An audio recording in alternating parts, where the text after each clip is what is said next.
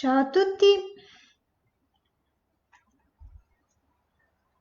ciao a tutti, ho visto che è iniziata la diretta, pensavo di non aver ancora cliccato l'ultimo bottone. Allora, spero che stiate bene, siamo tutti a casa e quindi insomma, come sapete, ho pensato che fosse una cosa gradita passare mezz'oretta insieme alla sera per parlare degli argomenti che più ci interessano. In questa prima serata sarà un'introduzione in cui parleremo di alcuni concetti fondamentali in modo che poi nelle prossime serate possiamo approfondire meglio. Vi chiedo, chi è collegato, di commentare in modo che mi rendo conto se sentite bene e se sta andando tutto bene. Ok, adesso metto anch'io il video così posso verificare se, ok, se è tutto a posto. Non so perché. Ok, ok. Perfetto, quindi possiamo incominciare. Per favore, verificate che sia tutto a posto con l'audio, così incomincio, non faccio come l'anno scorso. Bene, allora, archeologia del sacro. Cerchiamo di capire che cosa si intende con questa definizione. Archeologia del sacro, per come la intendo io, significa ricostruire e comprendere il sacro nel mondo antico attraverso l'archeologia. Quindi abbiamo diversi elementi. Innanzitutto bisogna vedere cosa intendiamo, cosa si intende, cosa vogliamo intendere per sacro e ne parleremo fra poco. E cosa si intende scoprire questo mondo attraverso l'archeologia, ovvero di che cosa si occupa l'archeologia.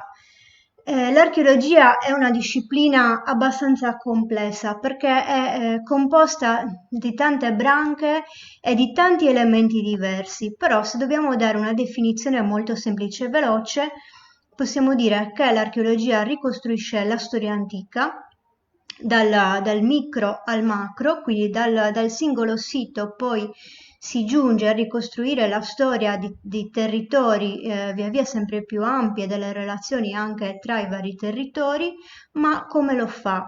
Lo fa in primo luogo attraverso le testimonianze materiali.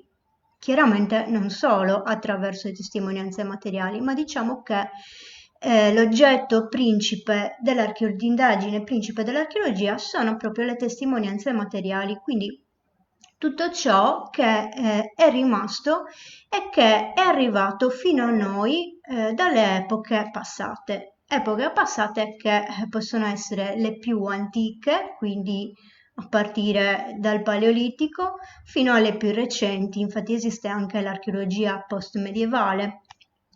Ok, quindi tutto ciò che noi possiamo ancora oggi, potremmo dire, toccare con mano di queste epoche passate è oggetto di studio dell'archeologia.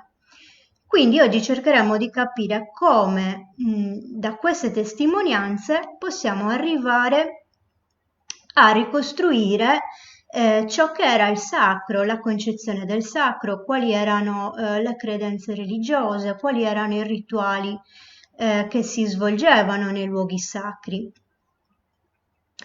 Proveremo l'archeologia del sacro prova a ricostruire tutte queste cose, ma bisogna tenere presente che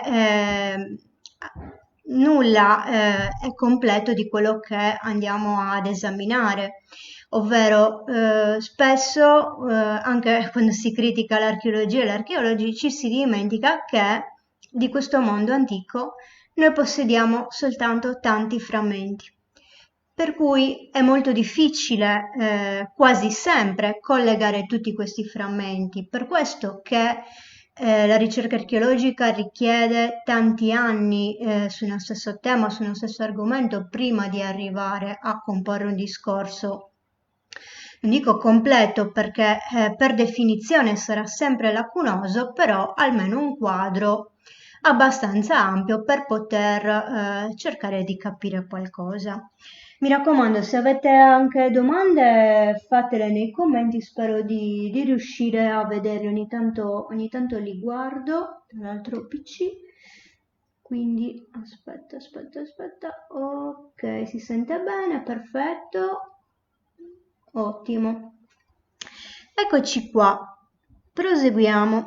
Quindi, queste testimonianze materiali relative al sacro si possono definire in modo un po' poetico le tracce del sacro. Quindi vi ho fatto alcuni esempi. In primo luogo i santuari e i luoghi di culto che sono la cosa più macroscopica. Chiaramente anche da lì a definire che un determinato sito è un santuario, ovviamente ci si arriva per gradi, a meno che io non abbia tutta una serie di elementi già conosciuti, già codificati, per cui alla scoperta di un nuovo sito riesco già immediatamente a interpretarlo. Ok, quindi questo è molto importante da tenere in considerazione. Poi, oltre ai siti in sé, chiaramente tutto ciò che troviamo in questi siti e che può essere interpretato in modo agevole come oggetti legati a pratiche rituali e liturgiche, come possono essere per esempio gli arredi dei luoghi di culto.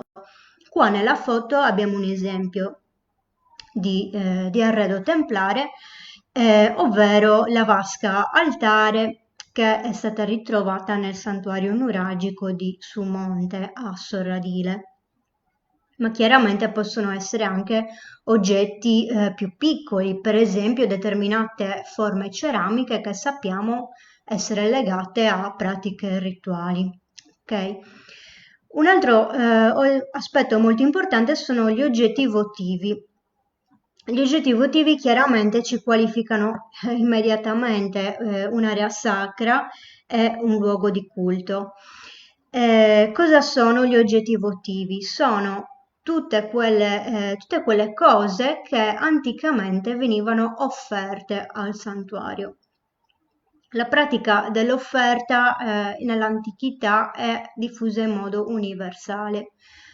Ancora oggi, quando si fa un voto religioso, anche nelle religioni moderne, potremmo dire, si offre qualcosa, quindi per esempio si fa un voto, magari di fare un pellegrinaggio, oppure si accende una candela, oppure si offrono dei rosari, per dire, sono cose che tutti quanti conosciamo, per cui anche nell'antichità si portavano delle offerte.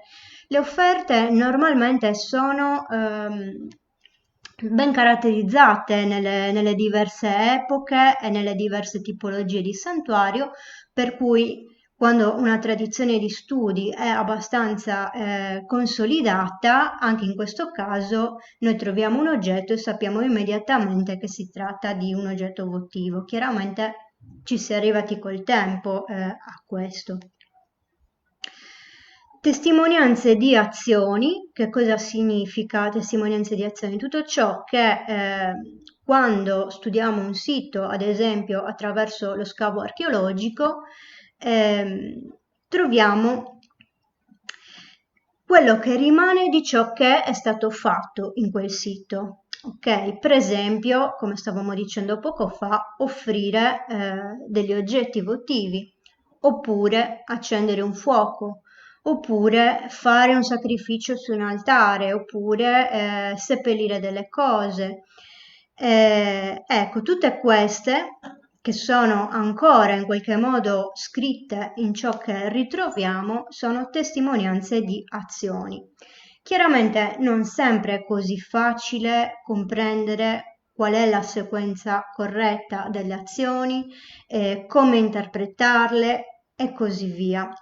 Però anche in questo caso si va dal dato oggettivo, quindi ciò che si ritrova, alla sua analisi e descrizione e poi via via alla sua interpretazione che chiaramente non può prescindere dal contesto. Cosa vuol dire? Il contesto è tutto l'insieme degli elementi con cui noi abbiamo a che fare. In archeologia è un concetto fondamentale.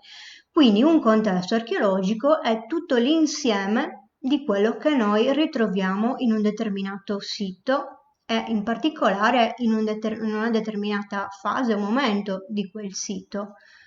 Ok, quindi per esempio se andiamo a scavare un ambiente ben definito, per esempio una camera di un edificio, quello sarà un contesto, per cui tutti gli oggetti che ritroviamo all'interno di quella camera, nello stesso strato archeologico, fanno parte del medesimo contesto, per cui ci possono essere tipologie di testimonianze differenti, come possono essere ceramiche, ossa, resti di azioni, per esempio di fuochi che sono stati accesi. Ecco, il contesto è dato dall'insieme di tutti questi elementi. Chiaramente, se io li analizzo singolarmente sarà più difficile interpretare il loro significato, mentre se li considero nel loro insieme sono più agevolato nel capire di cosa si tratta e qual era la funzione di quell'ambiente, per esempio.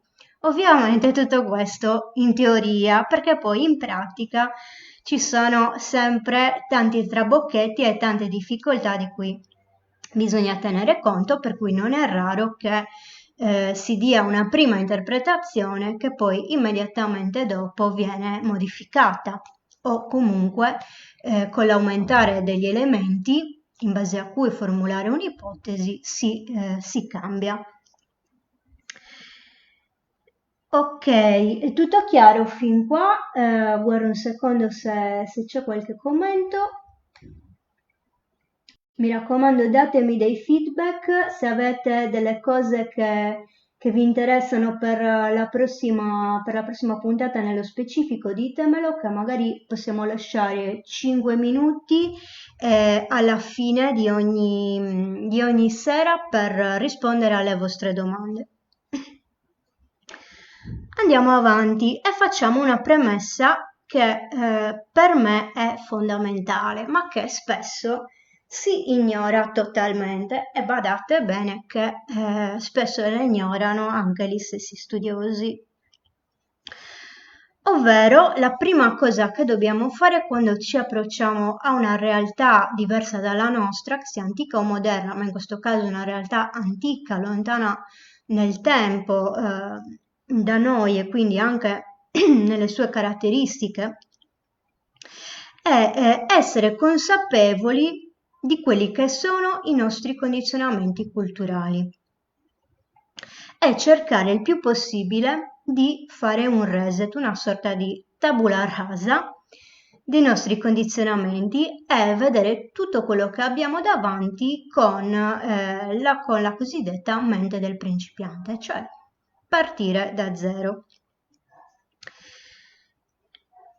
Un'obiezione potrebbe essere, chiaramente, cioè se io parto da zero è anche difficile che posso interpretare correttamente i resti che ho davanti.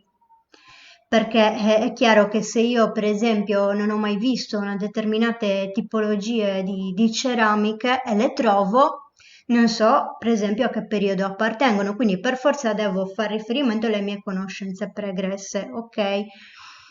In questo caso è chiaro che se uno non ha studiato determinate cose, certe cose non le conosce. Ma non volevo dire questo, quindi non parlavo delle conoscenze pregresse che noi mettiamo a disposizione, quanto invece dei condizionamenti culturali. Ovvero, noi viviamo in una società che rispetto a quella antica ha ovviamente tantissime differenze. Tra cui, ora stiamo parlando di archeologia del sacro, quindi teniamoci su questa tematica, ma vi potrei citare ovviamente tante altre differenze.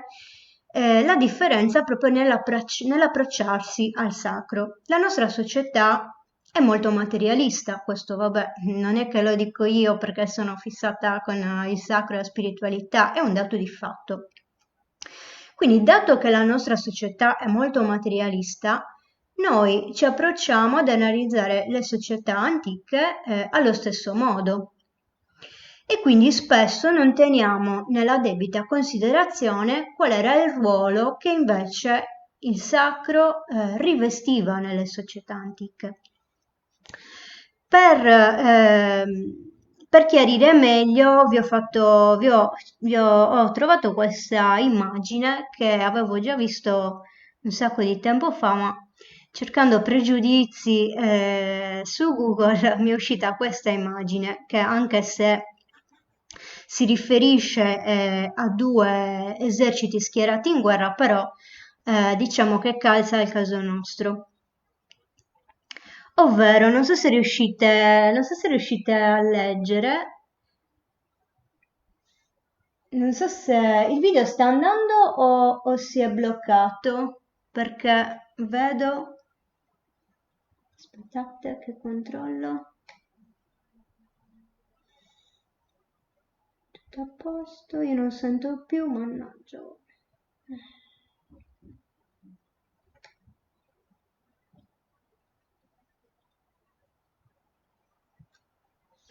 Allora ragazzi, ditemi se è tutto ok, oppure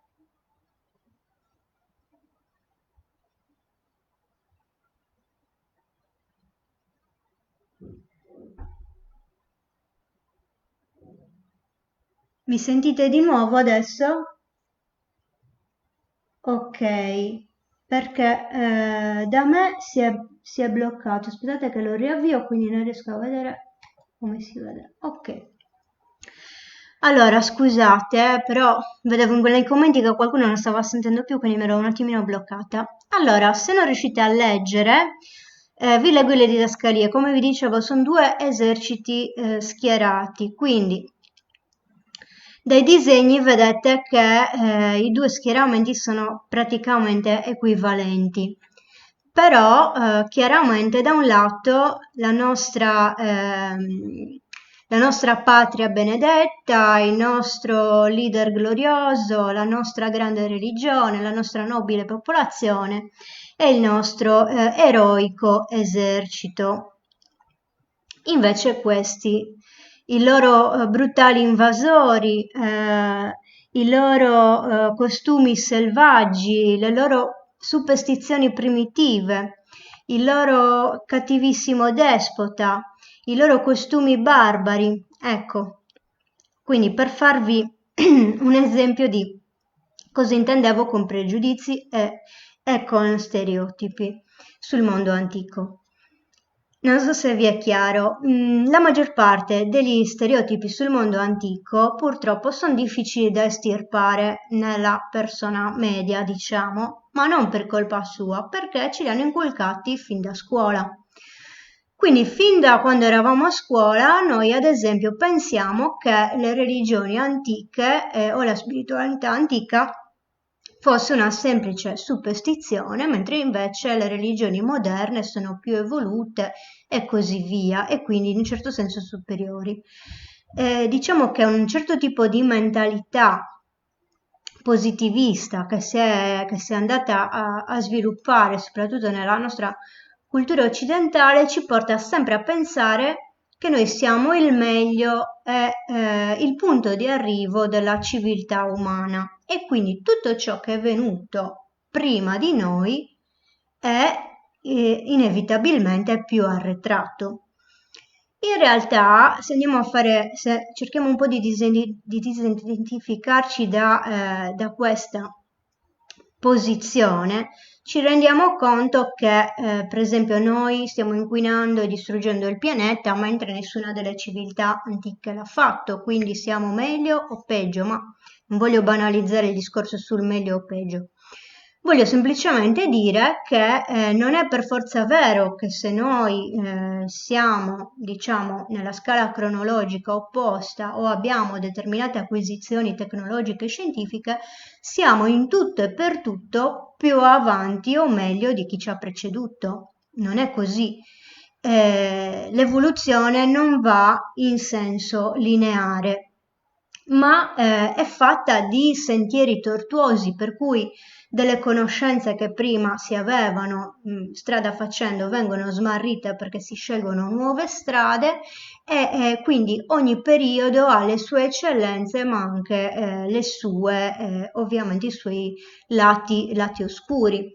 Per cui intanto se ci liberiamo di questa cosa iniziamo a vedere il mondo antico e le religioni antiche non come delle semplici superstizioni primitive, ma in realtà come delle rappresentazioni della vita, del cosmo, della sacralità della vita più profonde, possiamo sicuramente approcciarci in un modo migliore per comprenderle. Come vi dicevo all'inizio, dobbiamo dimenticarci di comprendere tutto al 100%, ma sicuramente ci avviciniamo di più piuttosto che avere quella chiusura mentale, ottusità che ci porta a dire erano dei semplici superstiziosi e così non andiamo oltre nell'analizzare i fenomeni, ciò che rinveniamo, nell'analizzare le società antiche e la loro concezione del sacro. Quindi vabbè,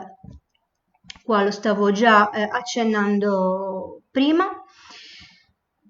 Vediamo questa definizione, potremmo starci ovviamente tanto tempo a definire il sacro, ma velocemente vi ho riportato questa definizione di Mircea Eliade, un famoso storico delle religioni, per chi non lo conoscesse, che ci dice: il sacro presenta per le culture arcaiche ciò che costituisce il fondamento di ogni tipo di realtà, a tal segno da essere considerato la vera realtà. Ok? Non so se vi è chiarissimo questo tipo di definizione. Per quello che quando noi consideriamo la realtà antica, anche la realtà quotidiana, la realtà domestica, per dire quello che oggi sarebbe un ambito totalmente laico, in realtà nel mondo antico anche quella è intrisa di ritualità e di sacralità. Tanto è vero che anche per costruire una casa si svolgeva un rituale comunque di consacrazione anticamente. E delle tracce, dei frammenti di questi rituali sono sopravvissuti anche fino ad oggi, quando magari si usa gettare nelle fondamenta qualche cosa come offerta, e addirittura ho sentito una testimonianza molto recente di questo tipo di usanza, che potrebbe sembrare una cosa che ai giorni nostri non ha nessun senso, eppure si continua a fare, ma ormai perdendo la memoria del significato. Quindi la cosa importantissima da tenere conto è questo, che mentre oggi abbiamo una vita quotidiana e uno stato laico, e abbiamo una netta separazione tra laico e religioso, quindi tra sacro e profano, anticamente non era così. Ma prima di spiegare meglio perché anticamente non era così, vorrei soffermarmi ancora sull'aspetto della separazione che c'è nella nostra società. Oggi abbiamo desacralizzato tantissime cose nella nostra vita quotidiana, tantissimi momenti, per esempio. Non solo, ma per questo motivo colleghiamo, molte persone lo fanno in automatico senza neanche riflettere, il concetto di sacro con la religione istituzionalizzata, quindi per esempio nel nostro caso con la Chiesa. Mentre questa non è una cosa automatica, ok? Si può considerare sacra la propria vita, dei momenti speciali della propria vita, anche senza avere niente a che fare con la Chiesa o con la religione, ok? Anticamente possiamo parlare ovviamente di religioni complesse, di gerarchie ecclesiastiche e così via, però possiamo anche dire che questo aspetto era più sfumato in una sacralità che pervadeva comunque l'intera l'intera vita quotidiana, l'intera società, cioè momenti come la nascita erano dei momenti sacri. Mentre oggi, per esempio, se pensiamo alla nascita in ospedale, per quanto per tutti chiaramente la nascita è qualcosa di sacro, almeno spero, che è tutto, come dire, desacralizzato. È lo stesso per tutti gli altri aspetti della nostra vita. Mentre anticamente il sacro era il fondamento di ogni tipo di realtà, per cui ogni cosa si faceva, le relazioni sociali, le relazioni economiche, era comunque inserito in un contesto sacro. Le riunioni, per esempio, che si potevano fare anche per parlare di argomenti che oggi definiremo laici e profani, erano sempre sacralizzate, magari con un sacrificio, con degli atti rituali ben precisi. Quindi spero che vi sia abbastanza chiara questa distinzione tra la concezione di oggi e quella antica, anche se, come vi dicevo, chiaramente sono tante le cose che non sappiamo, però fin qua ci possiamo anche arrivare. Cosa ci può dire l'archeologia? Allora, innanzitutto, come dicevamo all'inizio, partiamo da quella che è definita l'archeologia del culto, ovvero l'interpretazione dei dati archeologici da contesti cultuali. Quindi contesto, l'abbiamo già definito cosa significa, cultuale è un contesto che è attribuito al culto, cioè a un luogo di culto, a un luogo sacro. L'archeologia del culto fa parte di quella che viene definita archeologia cognitiva, cioè in modo più ampio, che è lo studio dei modi di pensare del passato a partire dai resti materiali. Quindi, per esempio, dei resti che posso ritrovare in un sito. Vediamo se c'è qualche domanda, molto velocemente, ogni volta però no, niente, mi si ricarica tutta la pagina e quindi perdo un sacco di tempo.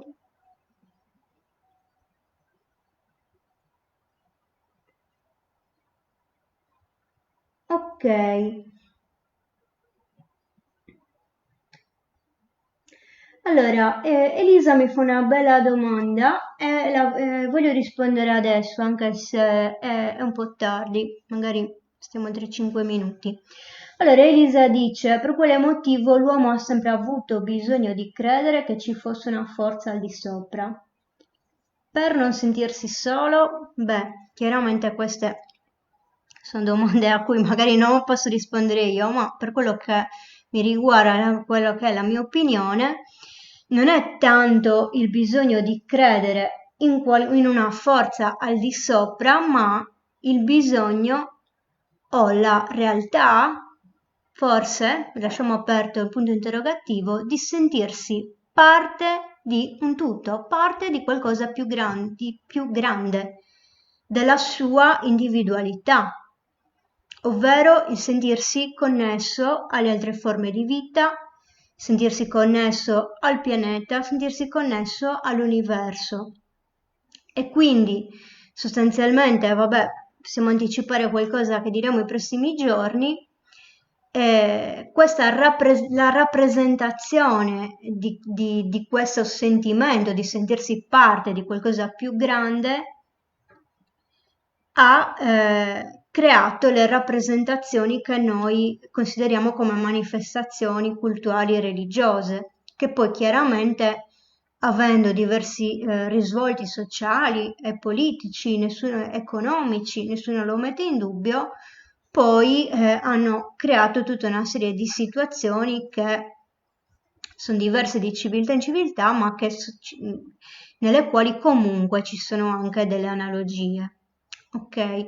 Quindi io sinceramente a livello personale, poi ovviamente ognuno ha la sua opinione, non ci credo alla storia che ci hanno sempre raccontato che l'uomo deve credere in qualcosa di più di sovrumano perché non è capace di.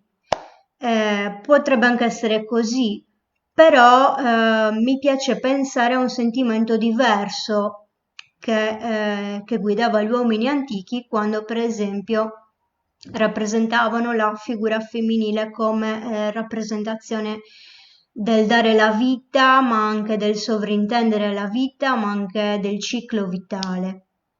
Ok, quindi un sentimento di sentirsi parte di qualcosa di sacro, di divino, di più grande della singola persona. Poi, vabbè, chiaramente ne potremo parlare a lungo, però diciamo se vogliamo fare un discorso ipotizzando un sentimento ancestrale, lo vedo più così. Infatti, tutti i pantheon antichi non sono altro che ciascuna divinità rappresenta un aspetto della realtà. Ok?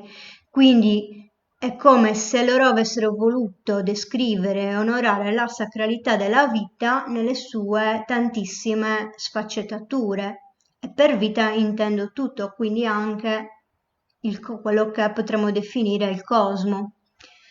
Ok, poi lo approfondiamo un po' meglio questo discorso.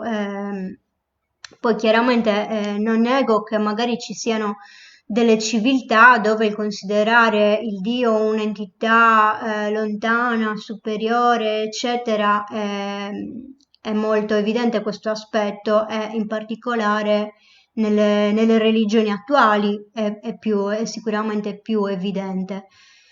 Ma nelle religioni antiche si può dire che tutto l'apparato mitologico descrive quella che è la vita e la nascita dell'universo, eccetera. Quindi tutto ciò che fa parte di questo ciclo vitale di cui l'uomo è una piccola parte, ma non separata dal resto. E questo è il motivo per cui attraverso le pratiche e i rituali si deve sempre perpetrare e rinnovare questo collegamento. Ok, spero che sia abbastanza chiaro. Allora, ritorniamo alle slide. Quindi abbiamo detto che l'archeologia attraverso i dati archeologici può iniziare a formulare una serie di considerazioni e ipotesi. Ma l'archeologia da sola basta per ricostruire le credenze religiose? Forse no. L'archeologia è una scienza che ha bisogno di operare in modo interdisciplinare, come per carità anche tutte le altre scienze, con tutta una serie di altre discipline che forniscono gli altri pezzettini del puzzle. Quindi in primo luogo l'antropologia, la storia delle religioni comparate, ovviamente qua per quello che riguarda l'archeologia del sacro vi ho messo queste voci, ne potremmo mettere anche altre, vi ho messo le più importanti. La mitologia, chiaramente quando conosciamo la mitologia di una civiltà siamo molto avvantaggiati nell'interpretazione per esempio della iconografia, ovvero di come venivano rappresentate le diverse figure divine o della compagine sociale, potremmo dire. Quindi quando conosciamo la mitologia, perché magari abbiamo delle fonti scritte, ovviamente siamo molto avvantaggiati, ma anche quando non ce li abbiamo, chiaramente a partire dalla mitologia, magari di altre civiltà, e attraverso la comparazione, possiamo comunque dire qualche cosa, aggiungere degli elementi. Lo studio dei simboli ugualmente è importantissimo ed è un qualcosa che oggi viene molto tralasciata a mio parere, mentre invece il simbolo era una parte fondamentale nell'espressione del sacro nel mondo antico. Ne parleremo meglio le prossime volte, quindi non mi soffermo tanto per questo motivo. Fonti scritte, chiaramente quando ce le abbiamo, l'archeoastronomia la inserisco nelle diverse discipline che danno un contributo essenziale all'archeologia del sacro, quindi come erano orientati gli edifici di culto in questo caso, e per ultime le analisi chimiche e fisiche sui resti materiali, che oggigiorno sono la norma in una ricerca archeologica, mentre invece non sempre le altre vengono comunque contemplate. Quindi ipotizziamo un percorso che va, scusate, cerco di girare la rotellina in modo che siamo tutte, ma non ce la posso fare. Cerchiamo di ipotizzare un percorso che va dal riconoscimento del sacro alla ricostruzione di riti e credenze. Non è così immediata la cosa, infatti vi ho scritto un percorso pieno di trabocchetti. Quindi innanzitutto si parte dall'analisi dei dati archeologici e si comparano i dati che noi abbiamo con altri contesti noti dello stesso tipo. Anche queste cose le approfondiremo i prossimi giorni.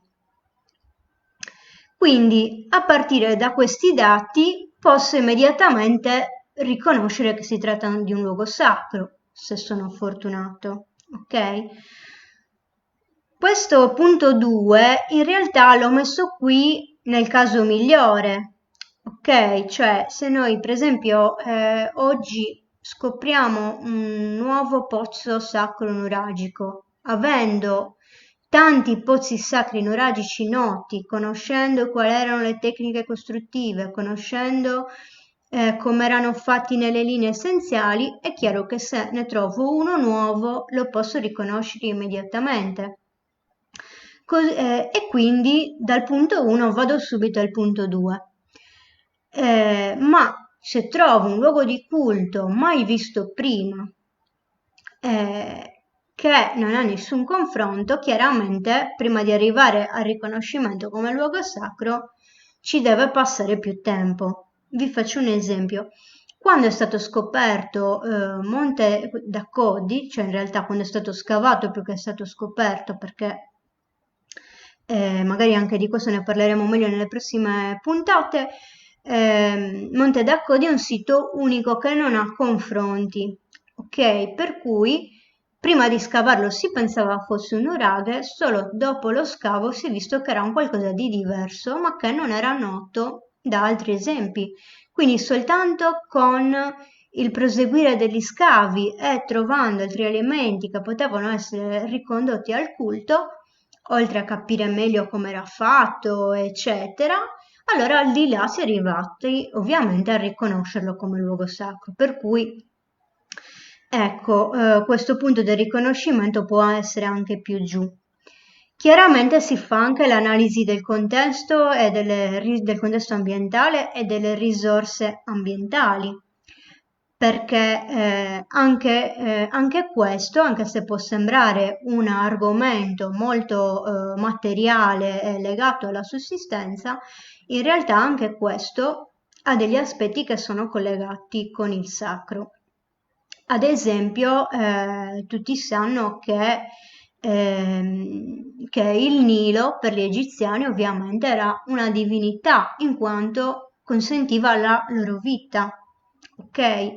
Oppure se in un territorio abbiamo un determinato elemento che spicca in modo preponderante, è probabile che a quell'elemento venga dato una connotazione sacra.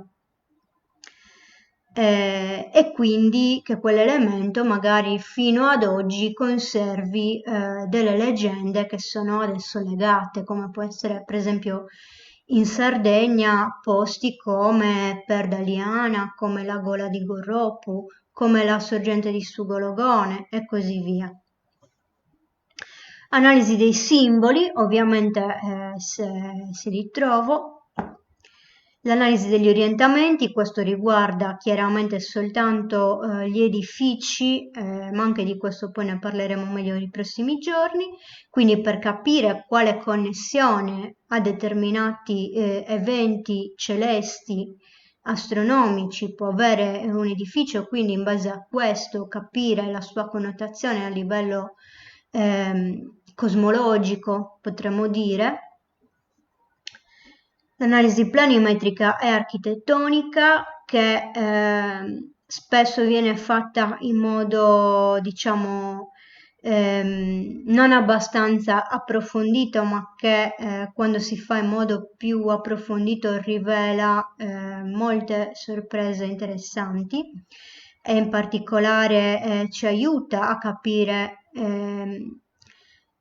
parlare di funzione, ecco, può essere un pochino, come dire, ingannevole perché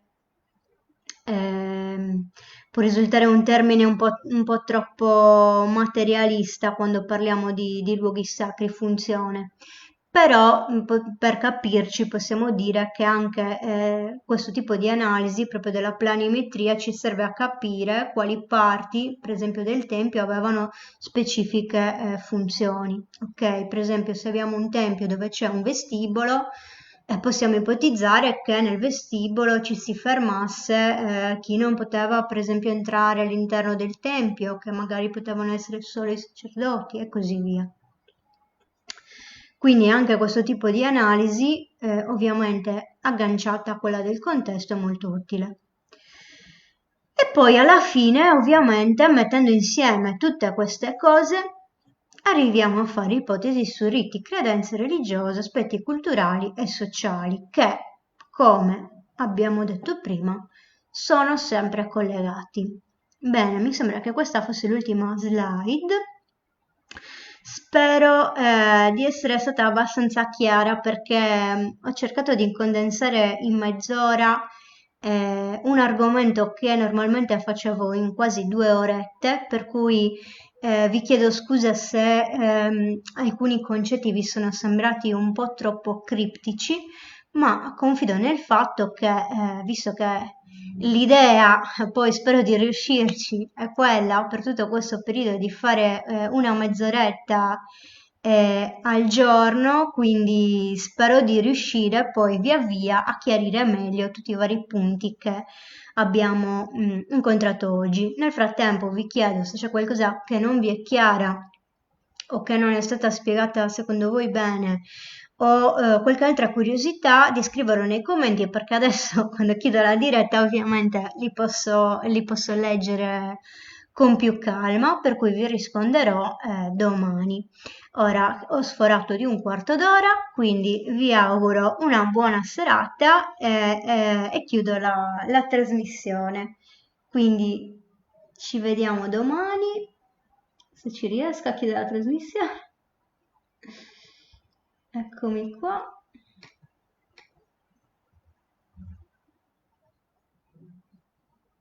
Ciao a tutti, ciao!